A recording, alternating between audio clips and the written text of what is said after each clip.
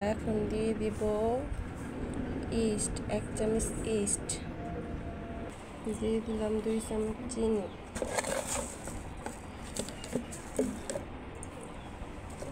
দিয়ে দিলাম স্বাদ মতো নুন, দিয়ে দিলাম বেকিং সোডা, দিয়ে দিলাম 2 টেবিল গুঁড়া দুধ,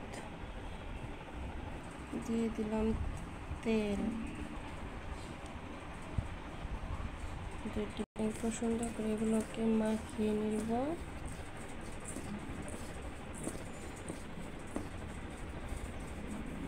মাখিয়ে নেবার পর এখন কুসুম গরম 1 কাপ দুধ দিয়ে দেব, অল্প অল্প করে দিব আর সুন্দর করে মাখিয়ে নেব।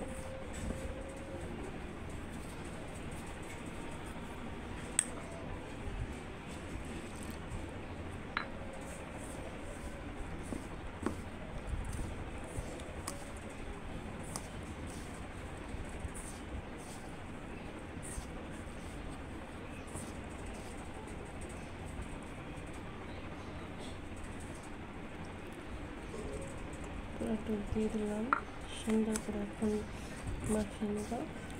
এখন আপনাদের দেখাচ্ছি ডোটা ঠিক এরকম নরম করতে হবে।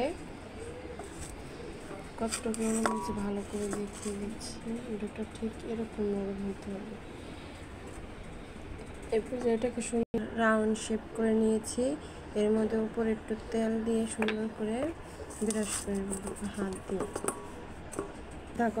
এখন আধা ঘন্টার জন্য ঢেকে রেখে দেব।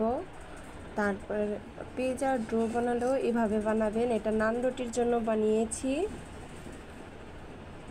ফিরে আসবো আধা ঘন্টা পর। আধা ঘন্টা পর নামিয়ে নিয়েছি। হাত দিয়ে বের করে নিচ্ছি। এভাবে বের করে নেবেন।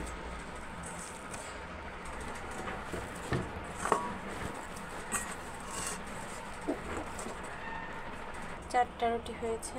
এখন সুন্দর করে বেলে রুটির মতো এভাবে গোল করে বানিয়ে ফেলেছি। আপনারা চাইলে লম্বা লম্বা করে বানাতে পারেন, পাশে একটু চাপটা আর লম্বা করে বানাতে পারেন। এভাবে 4টা রুটি বেলে ফেলেছি। চুলায় নিয়ে সুন্দর করে এখন ছেঁকে নেব। 4টা রুটি কি সুন্দর হয়েছে।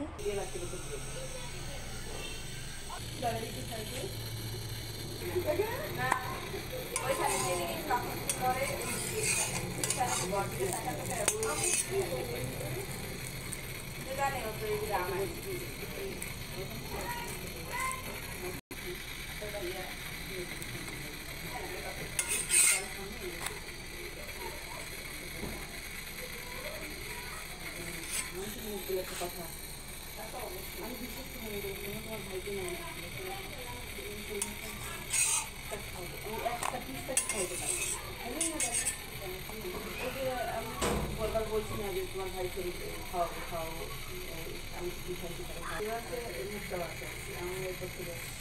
আর আমি বলবো না এরকম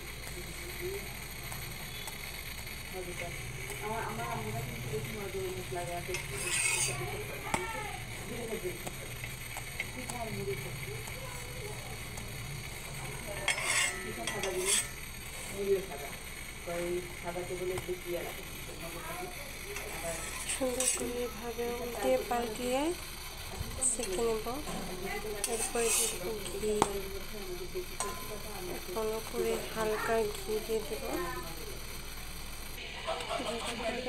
তেল ওই সাইডে ব্রাশ করে কি